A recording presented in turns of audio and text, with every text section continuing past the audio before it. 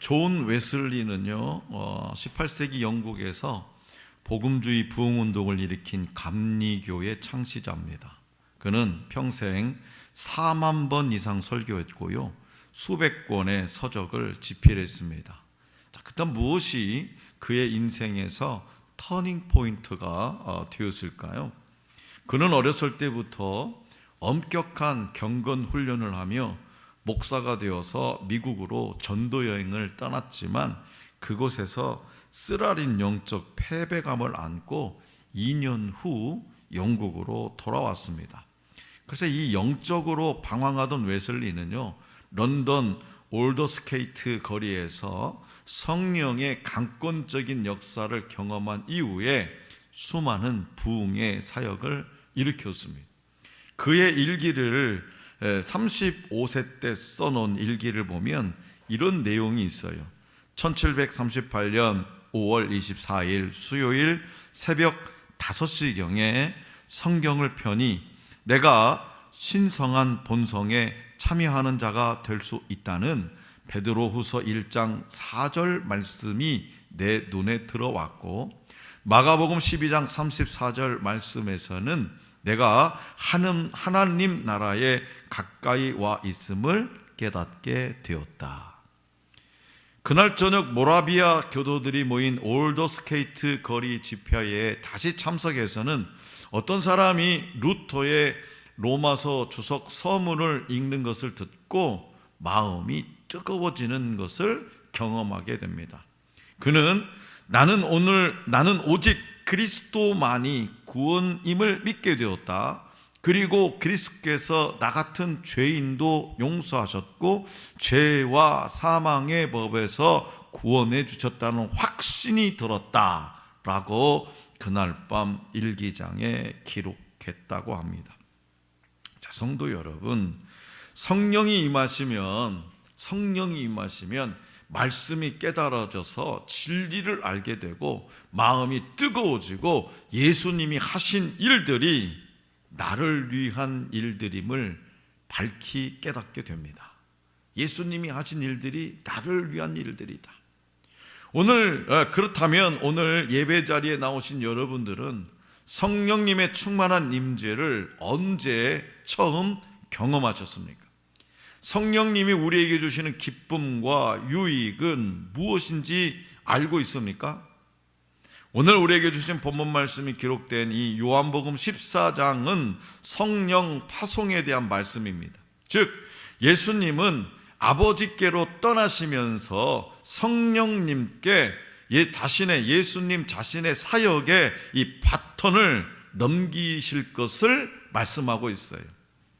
제자들은 예수님이 떠나가신다는 사실에 불안해하고 근심합니다. 그러나 예수님이 떠나가시면 또 다른 보혜사이신 성령이 오셔서 예수님이 하신 말씀과 행위를 우리에게 생각나게 하시리라 약속하십니다.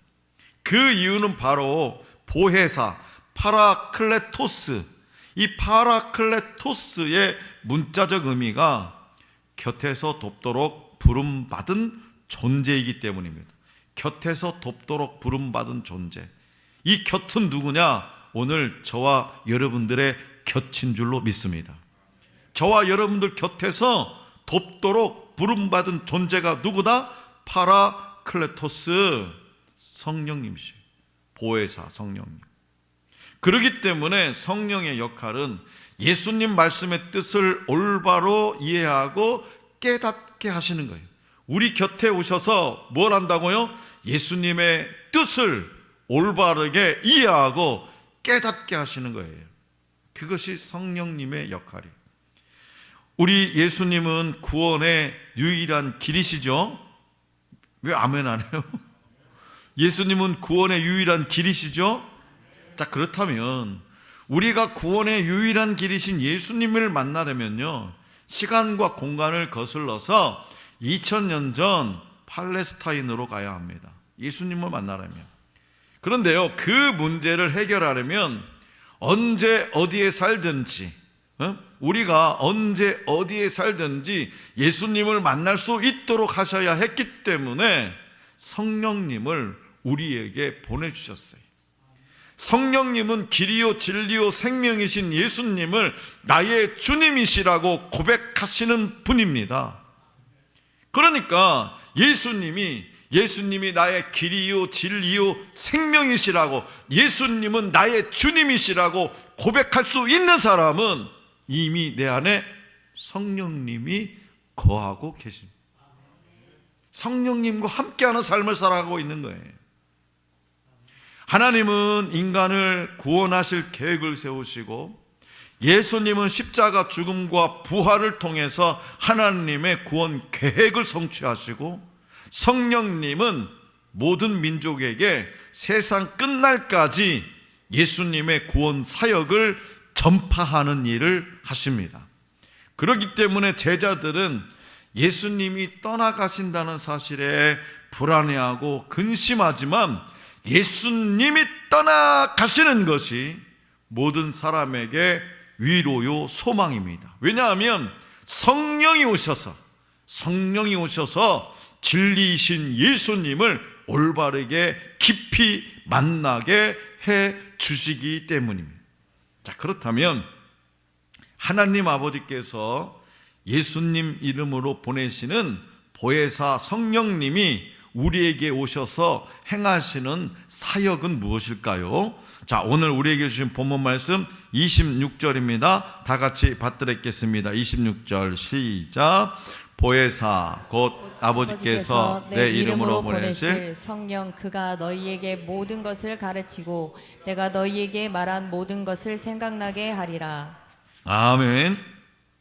보혜사는 하나님 아버지가 예수님 이름으로 보내시는 성령입니다. 성령은 예수님이 떠나가신 후 살아계신 예수님을 우리에게 생생하게 증거해 주십니다. 성령의 첫 번째 사역은 뭐냐? 그래서 성령의 첫 번째 사역은 모든 것을 가르치는 사역이에요. 따라서 해봐요. 모든 것을 가르치는 사역. 네. 성령의 첫 번째 사역은 모든 것을 가르치는 사역입니다. 성령은 모든 것 곧 하나님의 깊으신 것까지 통달하셔서, 성령은 모든 것 곧 하나님의 깊으신 것까지 통달하셔서 우리 안에 거하시면서 하나님의 뜻을 우리에게 가르쳐 주십니다. 예수님이 랍비로서 백성을 가르치시는 일을 하셨듯이 성령도 동일한 역할을 하시려고 우리에게 찾아오십니다. 가르침이라고 하는 것은 뭐냐? 가르침, 하나님의 기준에 맞도록 지식 체계를 교정시켜 주는 것, 이것이 성령의 가르침이에요. 하나님의 기준에 맞도록, 세상 이치에 맞는 기준이 아니라, 인간의 지식의 기준이 아니라 하나님의 기준에 맞도록 지식 체계를 교정시켜 주는 것, 그것이 성령님의 가르침이에요. 예수님이 하셨던 것처럼, 예수님이 이 땅에 오셔서 공생애 동안 하셨던 것처럼 성령이 오셔서 우리의 가치관과 세계관을 하나님의 형상을 따라 지식에까지 새롭게 하십니다. 자, 성령의 두 번째 사역은 뭐냐? 예수님이 말씀하신 모든 것을 생각나게 하는 거예요. 따라서 해봐요. 예수님이 말씀하신 모든 것을 생각나게 하시는 것, 이것이 성령의 두 번째 사역입니다. 예수님이 말씀하신 모든 것을 생각나게 하시는 거예요. 예수님은 비록 이 땅에 계시지 않지만 예수님의 말씀은 계속, 예수님이 이 땅에 계시지 않는다는 건 육신을 말하는 거예요. 육신, 예수님 육신으로서 예수님은 이 땅에 계시지 않지만 예수님의 말씀은 계속 이 땅에 남아서 구원의 길을 보여줄 것인데, 그 말씀을 깨닫게 하는 일이 바로 성령의 사역이라는 거예요. 구원의 길, 그 구원의 길을 깨닫게 하는 일, 뭐다? 성령의 사역이에요. 예수님의 제자들과 초대교회 성도들이 예수님이 살아계실 때 예수님이 하신 말씀들을, 구원의 길을 알았습니까? 깨닫지를 못했죠. 계속 말씀하셨지만, 그래서 예수님의 제자들과 초대교회 성도들이 성령의 역사에 힘입어서 성령이 임하니까 비로소 그때 예수님의 그 십자가 죽음의 의미를 밝히 깨달은 것처럼 우리 또한 진리의 영이신 성령을 힘입어서 영적 진리를 바로 깨닫게 된다는 거예요. 그러니까 성령이 임하지 않은 길거리에 나가서 많은 사람들을 만났는데 그 중에 만나는 사람들에게 예수님이 구원의 길이신 줄 아십니까? 하면 아멘이라고 대답하는 사람은 그 사람은 성령이 임한 사람이고요. 나는 모르겠는데 글쎄요. 부처를 믿으면 천국 가지 않을까요? 그런 사람은 성령이 임하지 않은 사람입니다. 인생이라는 거 다 죽으면 끝나는지 무슨 천국이 있고 지옥이 있습니까? 라고 말하는 사람은 성령이 임한 사람이 아닙니다. 자, 그렇다면 성령님이 함께 하지 않으시면 어떤 일이 생기게 될까요? 요즘 여러분들을 성령님이 가르치시고 깨우치시는 것은 뭡니까? 자, 복음서 전체를 볼 때 제자들은 예수님의 말씀과 사역을 잘 이해하지 못했습니다. 예수님과 함께 있을 때조차 이해하지 못한 제자들이 예수님 말씀을 기억하고 다른 사람을 가르치는 것은 불가능하고 또한 온전하지 않았을 거예요. 알지도 못하는데 어떻게 가르쳐요, 내가? 그러나 이러한 문제를 해결하시고 우리와 영원히 함께 하실 분을 성자 예수님의 초청으로 성부 하나님이 보내주셨습니다. 바로 진리의 영이신 성령이에요. 진리의 영이신 성령. 진리의 영은 성령의 본질적인 사역을 나타내는 말이에요. 그분은 진리의 하나님이신 여호와에게서 나오셨고 우리를 진리 가운데로 인도하십니다. 진리의 영이라는 말은 미혹의 영과 대립되는 개념이에요. 진리의 영, 미혹의 영, 이 대립되는 개념이기도 해요. 그래서 하나님을 믿는 사람들은 분별력을 지녀야 하는데 그 분별의 기준은 뭐냐? 말씀과 순종이죠. 말씀과 순종. 예수님도 하나님이 명하신 것에 순종하셨고 하나님은 순종하는 사람에게 성령을 부어주십니다. 순종하는 사람에게. 이것이 이 세상 미혹에서 벗어나는 일이고요, 영적 전쟁에서 승리하는 비결이에요. 성령의 역사하심의 진정한 증거는 뭐냐? 우리가 예수님을 주, 즉 주인으로 보시고 그분의 주권에 의지해서 순종하는 거예요. 예수님 말씀에 순종하는 거예요. 그래서 결국 신앙은 뭐냐? 신앙, 지금 우리 안에서 말씀하시는 신앙이라고 하는 거 뭐냐? 신앙생활. 이 신앙생활이 뭐냐? 지금 우리 안에서 말씀하시는 성령님의 음성을 따르느냐 따르지 않느냐의 결과입니다. 우리가 신앙생활이 뭐냐? 내 안에서 말씀하시는, 내 안에서 거하고 계시는 성령님의 음성을 따르느냐 따르지 않느냐. 또 성령의 역사하심은 우리가 더욱 예수님의 삶과 사역과 성품과 능력을 깨닫고 순종함으로 예수님을 닮게 하십니다. 이게 성령의 역사하심이에요. 예수님을 닮게 하세요. 또 변화된 우리를 통해서 변화된 저와 여러분들을 통해서 모든 세계와 모든 세대에 구원 사역을 이루어 가십니다.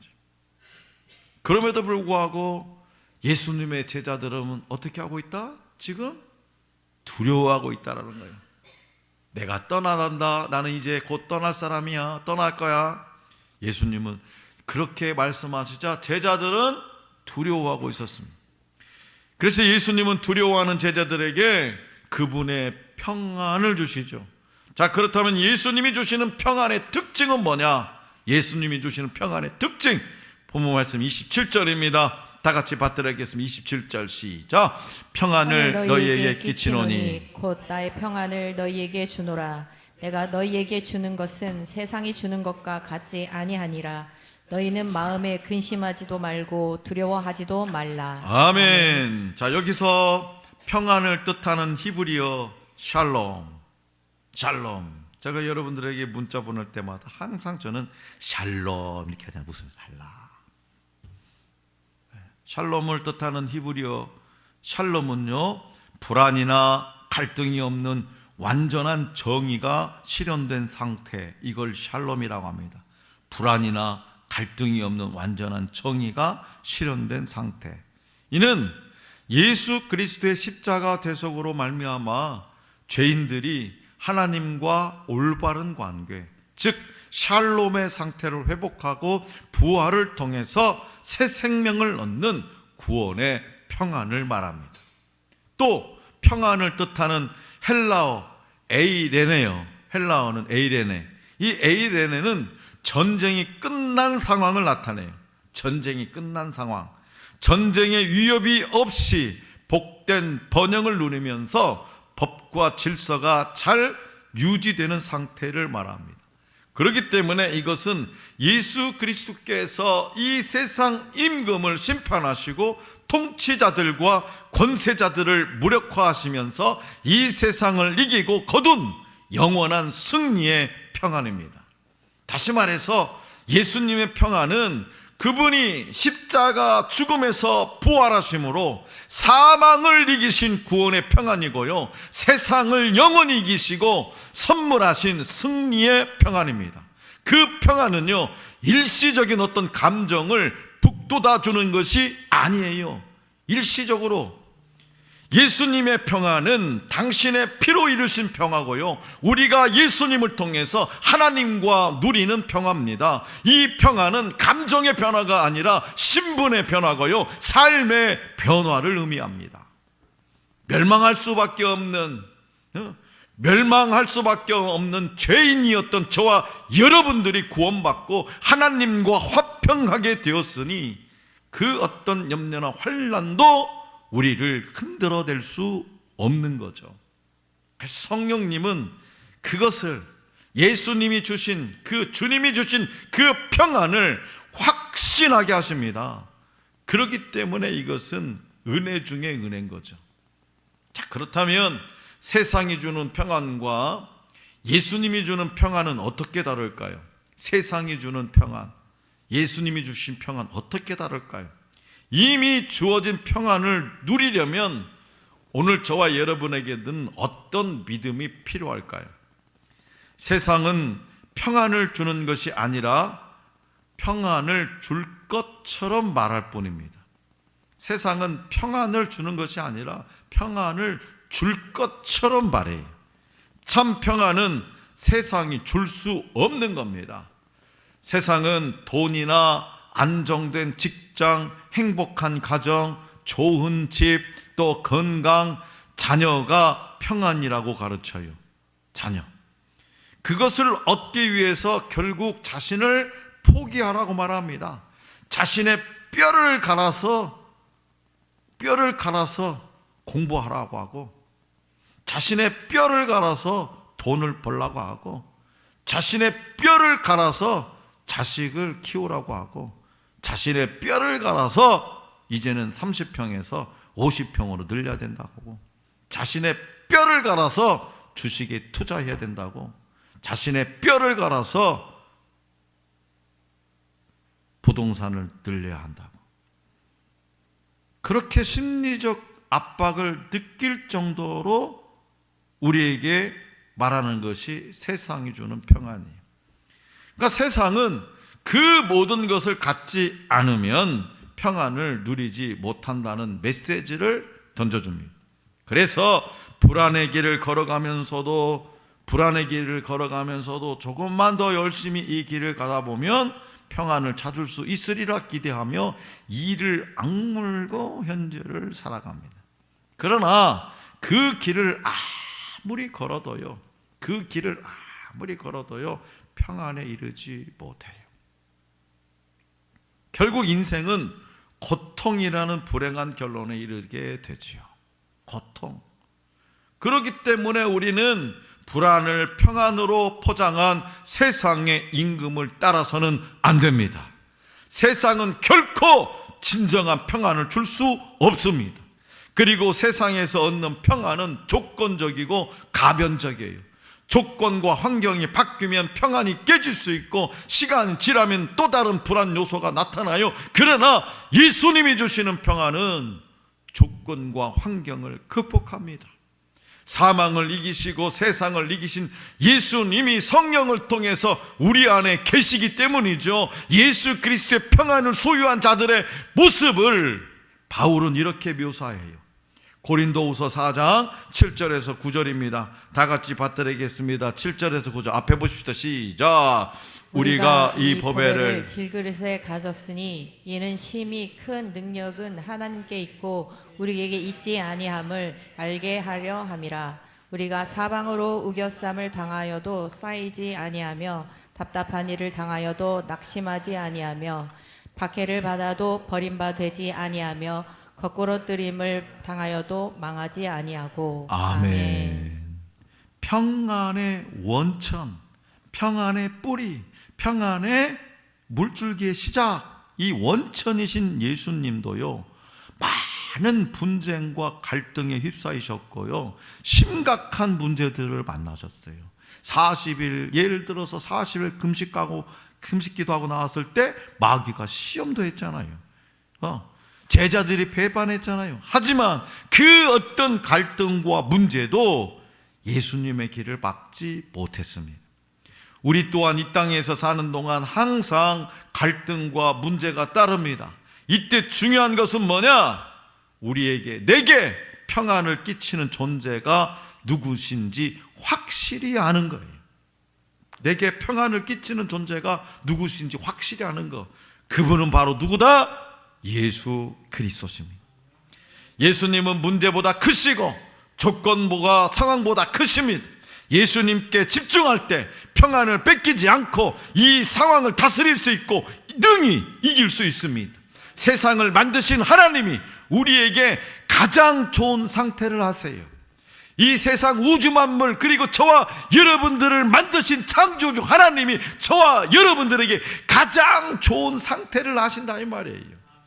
창조주 하나님은 성령을 통해서 이 성령님을 통해서 이 험악한 세상을 살아가는 저와 여러분들에게 가장 좋은 길을 가르쳐 주시고 가장 좋은 길로 인도해 주시는 분입니다.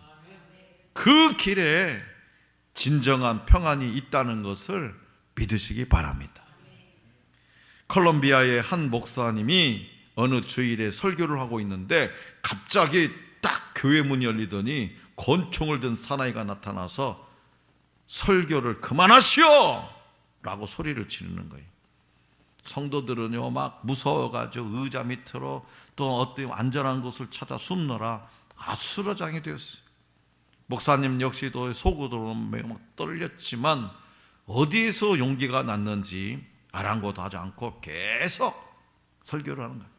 그만두라니까 소리를 지르는데 화가 난 사나이는 그 목사를 향해서 4발의 총알을 쏩니다. 총을 4발 날렸는데 2발은 싱 머리로 위로, 또 2발은 양쪽으로 모두 벽에 박혔어요.